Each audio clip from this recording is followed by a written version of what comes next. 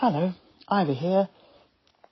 Today's podcast is about who will be the whipping boy or girl now that Harry and Meghan are living on another continent. And there are just one or two things that are causing the royal family a little bit of grief at the moment. So, let's go through a few things. First of all, Harry was the current monarchy's whipping boy, there to be a shield for any of the second-in-line transgressions and to be the workhorse, as opposed to the performative actions of the rest of the family. In the Middle Ages, it was common practice for a boy of ordinary birth to be educated alongside a prince. If the prince did something wrong, it was not he that was punished, but rather the commoner who received the lashes. The whipping boy paid heavily for his privileges. This was first written about in 1642 by a bishop who went by the name of John Trapp. Royals are always keen to produce a spare. So, for example, if anything happened to the elder sibling, the heir, the future of the monarchy is safe and will be able to carry on with the younger sibling. No thought is given to the idea that the younger sibling may have different plans for their future. In fact, spares are told at a very early age that they are not allowed to shine brighter than their older sibling. They cannot do anything that puts the heir in negative light, and if the heir behaves in a poor way or does something offensive, the spare is there to be the face and the faux culprit of that behaviour. Centuries ago, people are high risk of dying whilst quite young, and did so including royalty. So the spare was called upon to step forward on numerous occasions, looking back, various illnesses and so on. In modern times, that has not occurred so much, and as soon as the older siblings start to produce children of their own, the spare falls lower and lower down the line of succession, which means that they are unlikely to ever be in line for the throne, and one would think, therefore, that they were free to pursue their own ambitions. Not the case. Harry was meant to hang around for about 20 years or so, whilst the Cambridge children became adults, and immediately adult George would be given increasing numbers of duties to prepare him for kingship one day in the future, and Harry would be discarded. The fate of all spares. What kind of existence is that? A child deliberately brought into the world to be a foot soldier to the older sibling, and to be there to do the heavy lifting of duties, and to be the help for any member of the wider family. Luckily for Harry, he decided to be more than a crutch for his older brother to use. He started to carve out projects of his own and ensure that they were indeed his projects. At the time, I doubt anyone else was interested in those types of activities, but as they became more successful, the royals, and in particular William, wanted to take credit for outcomes, but without doing any of the work. So, projects like Centre Barley, the Halo Trust, Invictus Games became known globally as Harry's initiatives. In terms of royal duties and patronages, Harry was not allowed to be the one who garnered attention, and yet he was the one with the ideas and the empathy with people. Splitting from the Royal Foundation and having separate accounts proved to be a wise move.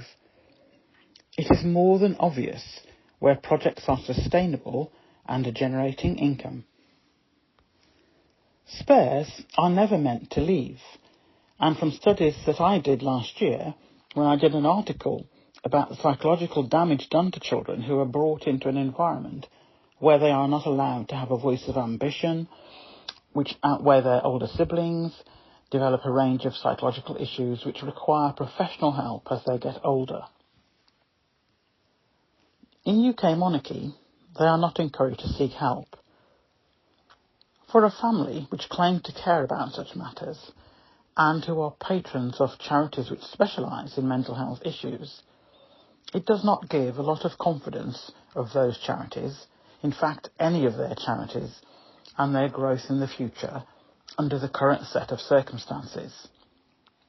Hence this constant need to try and get Harry to return and manage projects. In recent weeks, one expert in inverted commas from the Carnival of Clowns muted their frustration by saying that Harry should be here helping with the Jubilee preparations, or words to that effect. Really? So with all those tax-funded royals who do very little anyway, and what they do is not measurable in terms of impact, and shaking hands and smiling and visiting a few charities each week is not work to me. In the case of one couple, quite a few of their charities are closing or have closed through lack of funds. So it seems all these tax-funded royals still regard Harry as the workhorse, even though he has stepped back from senior royal duties. They want him to come back and do this and that, as if he lives around the corner, whilst they all sit and enjoy the perks of being a UK royal without doing very much. If recent reports are to be believed, it seems quite a few of them are involved in deeds and business deals way outside of what is deemed reasonable, or even legal in some case. Yet Harry and Meghan were dragged all over the coals and still are every day about their own business projects, which they have secured and are generating profits. The bottom line is, all the hurdles put in the way of the Sussexes were meant to break them and destroy Meghan in particular. The level of cruelty shown to spares over the years would be admonished if any of this took place outside palace gates and dealt with by the appropriate child protection agencies. The scope and types of abuse levelled at the Sussexes, and in particular breaches more than one article of human rights legislation, it needs to stop. Let's have a look at spares through the years with the current royal family. Let's have a look at Queen Elizabeth and Princess Margaret, her sister. Queen Elizabeth was a 10-year-old princess when her uncle abdicated the throne in 1936, and it changed the life of both princesses. Margaret never really found a role that suited her and was not happy with her life. She was not allowed to marry the man that she truly loved, and over the years, including her married and subsequent relationships, she never really found a purpose as a spare. Yet she was prevented from leaving royal life, partly because she felt she could not survive without royal trappings and benefits. She had no preparation for life outside of that particular bubble, or prison, depending how you look at it. A sad figure in the end, and always looked unhappy. Let's have a look at Prince Charles and Prince Andrew. During the 80s, the two of them and their wives, Diana and Fergie, were photographed often. Andrew had many packages, but did seem to spend a lot of time flying various places, and it was not always clear what the reasons for many of those visits were. He became known as Air Miles Andy. I remember those days. He and Sarah were seen as enjoying the nicer things in life, with limited work, and none of it measurable for impact. In those days, the royal family liked to keep their existence like some kind of state secret, claiming that mystery added to their value to the nation, implying that no one needed to know too much about them, as it would spoil the mystique, etc. We now know, and as many of us guessed, my parents certainly did, it was because they were not doing very much at all. It was all about optics for the UK. Prince Harry and William. There were always excuses made for William not doing very much. According to royal reporters, in quotes, he was on a different path. If you take the description of WhippingBoy back to history, initially it used to be slaves that were used as a depository for unsavoury actions of an heir. It then moved on to children of aristocracy, but who were not as wealthy as many. These young men became a friend to the heir and had the privilege of living a royal life. But the downside was that they were often whipped for the deeds of the heir. At one point, there is evidence to suggest that some of the children's slaves, or lower-ranked aristocracy, were thrown to crocodiles in front of the heir in order to apparently allow for the heir to develop a conscience. The theory was that if the heir said and could see that their friend, in inverted commas, was being hurt by being whipped, or worse, thrown to wild animals, they would feel bad about their behaviour. I suspect that if this was done now, it wouldn't make one iota of difference to Prince William. He has been happy to sit back and let Harry do most of the work, completely comfortable with the fact that he will be king one day. There is no need for him to learn or do these things, because kings don't do things like that. So what is the point type of attitude. With Harry now gone, he and others are exposed, because they do not have the skills to do what is required in today's environment. The mistake was chasing his brother out of the country and then realising that the plan backfired, because now the spotlight that the family wanted back brings with it clear evidence to the UK and the wider world of the deficiencies in the royal family as it is today. Hence the constant attacks on the Sussexes, and then every so often expecting Harry to come and do this and that, and trying no doubt to keep him longer in the UK than they first suggest each time. It has not worked. When Harry has come, he is left within hours of his last task, and he is on a plane. Each time the UK media confirm that the UK is a dangerous and unwelcoming place for him and his family.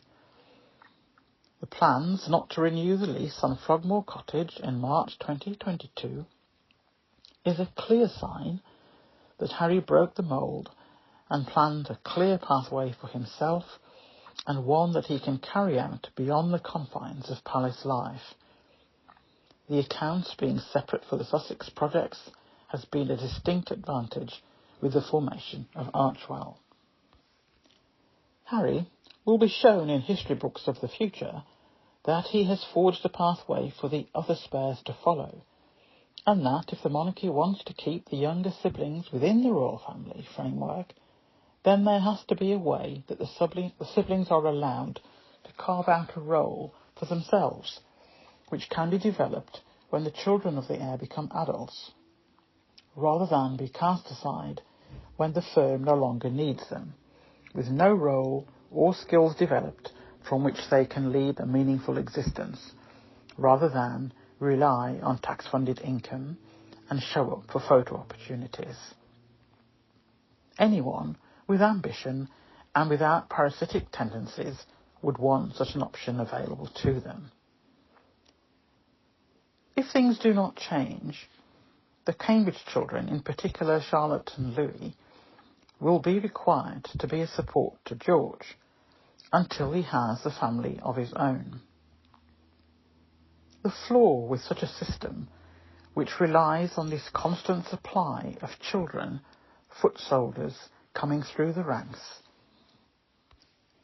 to be the whipping boys or girls of future heirs, and if any of the heirs do not find a partner to marry and have a family with, They seem to be under a lot of pressure to find someone and procreate immediately.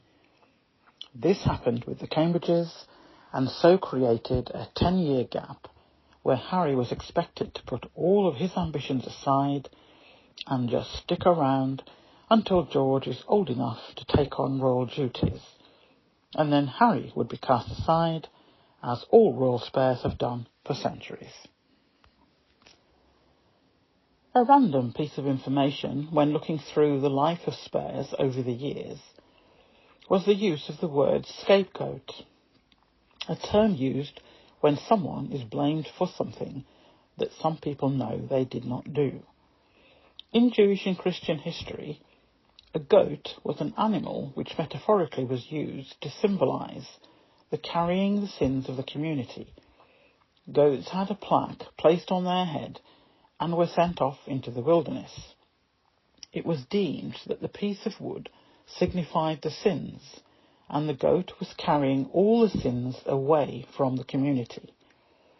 On occasion, the goat was sacrificed, similar to the whipping boys being thrown to wild animals. The English word scapegoat is based on the archaic verb scope, which means escape, and goat. There are a few variants on the word, but in essence it does relate to the goat carrying away the sins of humans. Whipping boys, by definition, there to shoulder the burden of actions of the older siblings. Let's have a look at modern-day distraction theory. It is clear, with the Sussexes now living on another continent, UK media, upon instructions of the royal family, find the need to write hundreds of articles each week, based on zero information from the Sussex communications team. They no longer have direct access to Harry and Meghan, and they will never have that access again. They conducted an abusive campaign against the couple for 3 years whilst living in the UK, and have continued for close on 2 years since they left the UK in November 2019. Although the official leaving date was the end of March 2020. There is reducing interest in UK royals left behind, that is obvious, despite these childish fairy tale polls that say otherwise. Always remember that one of those polls which appears regularly stating negative information about Sussexes is owned by a close relative of the Duchess of Cornwall. Money is made by writing negative, hate-inciting bile, even though the couple have left the UK and fund themselves. Many of the article's subject matter have nothing to do with the Sussexes, but such is the impact on the global stage, the mention of their name in a headline is enough to encourage clickbait activity. That is what the UK media is reduced to now, every day. UK televised media rarely go 2 days without having a discussion panel debating the latest error as they see it by the Sussexes. This from a country where the couple were chased out of, and now that they realise all their abusive tactics did not work, and the slave treatment of Meghan also did not work, although Meghan came close to taking her own life, and was refused medical assistance by the royal family. So I leave you to draw your own conclusions as to what they were hoping the end result of that decision would be. Sussexes have made a huge success of their cutting the ties from the abusers. Despite them spending time and resources sending people out to the USA to continue the abuse. I feel sure that legal intervention is close on that score.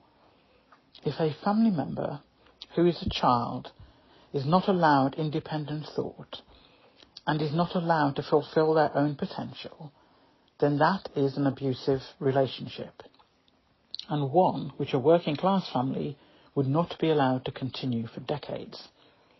If a baby is created purely to be a foot soldier in a hereditary monarchy, then that is treating human life like a laboratory animal being created and tested on to achieve an end goal for another life form. If an adult chooses to leave the family home and set up home elsewhere and marry who they wish, but is told that they cannot do any of those things, then that is not a family, that is bondage. If a person who lives behind gilded gates has their ID removed, including keys, credit cards, passport, etc., that is not caring for you. That is a prison, not a home. If people are sent after you and your location is given to people who mean you harm, then that is master and slave mentality. People of the UK who live outside of those gilded gates are paying for people inside those gilded gates to live the life of slaves with masters or plantation owners at the helm. Just think about that. UK taxpayers, it might be wrapped up in saying that we pay money for a monarchy. What we're paying for is a plantation with people who are not allowed to leave. The royal family got the spotlight they desired, but they wanted the Sussexes to dim their light and let others take the glory for their work. The Sussexes left the plantation for the benefit of their mental health and to protect their children from being treated like slave children in that environment, where they would have been treated even worse than a spare. The spotlight has revealed far more than the British royal family wanted people to see, and I am certain this is just the tip of the iceberg. As the old saying goes, be careful for what you wish for. I am so glad that Sussexes are out of there. Yes, the media teams are doing their best to create distraction stories, and that is just what they are. As we all can see, like I have described over recent months, the royal family and pals are now like crabs in a bucket, fighting amongst themselves, and it is a joy to watch. At the moment, the latest is a growing feud between Charles and William. No one has said that, but it is obvious that the only person who benefits from Charles being destroyed is William, who on paper could wait 20 years or so before he becomes king. And as it is clear he is doing nothing and projects are losing money daily, he is exposed, not to mention additional activity is in danger of coming to light, which he would not want.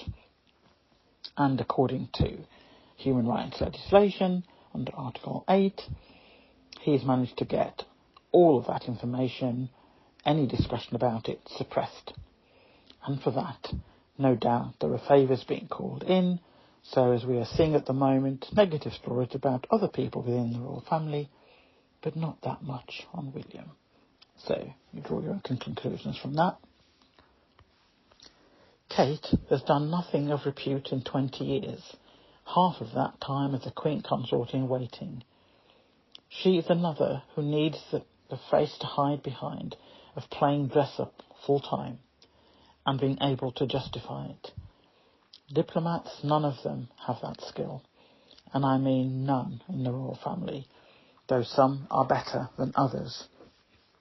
At the moment, some of Charles's dark secrets are coming to light, and I doubt he will just sit back and let his eldest son steal what he has been waiting for 70 plus years to achieve. What a farcical system. It really needs to be demolished completely. The world is experiencing real problems right now, and a cosplay family pretending to be figureheads, and at best, if they are, it is for white supremacy, and that is not a good look worldwide, even if it is deemed okay in the UK. There is no value-added benefit to society at large in anything that they do. So, If the whipping boy or girl role continues over the next few decades, I truly pity the one who has to carry the weight of wrongdoing by others in that family. It is a burden too heavy for anyone to be asked to do. I think I would volunteer to wander outside of the gilded gates with a wooden plaque on my back and wave them all goodbye. Be a token scapegoat and not one who is vilified for fun and clicks whilst real questionable activity is going on behind closed doors. Females don't generally fare well in that family if they are strong-willed, and I really hope Charlotte is not handed that poison chalice.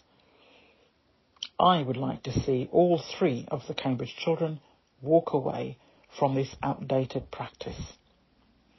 We shall see. When the Queen passes, I believe all hell will break loose, intended or not.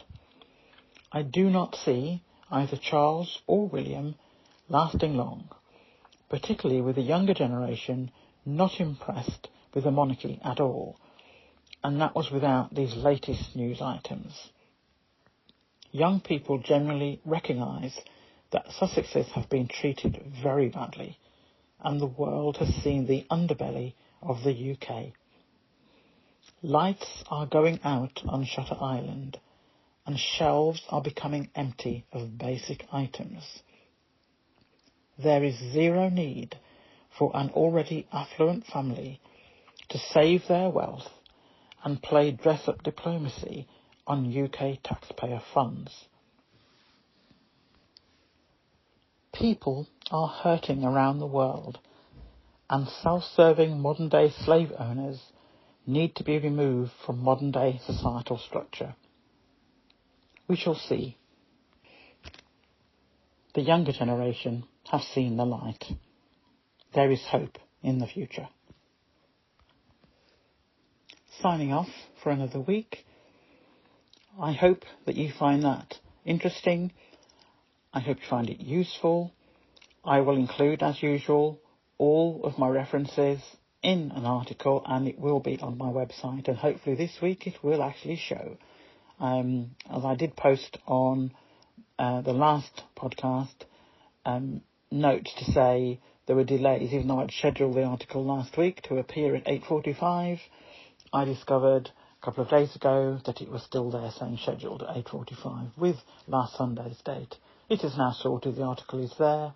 I will put this one on probably in the next 24 hours, and I shall just put it on live. I won't schedule it, and you'll be able to see this as well. So, hope you have a good week, and look forward to chatting with you next Sunday on the letter that the slave replied to a letter from his former master on the plantation in 1865. I think you will enjoy that one. The letter is absolutely superb. And what I've done, I've taken sections from the letter and I have put it next to things that have happened to Harry and Meghan. So it looks and sounds as if it's Harry and Meghan sending a letter to the owner of the plantation. Now, you make of that what you will. You know where I refer to as the plantation in the UK. So from that, draw your own conclusions. See you all next week. Bye for now from Ivy. Bye.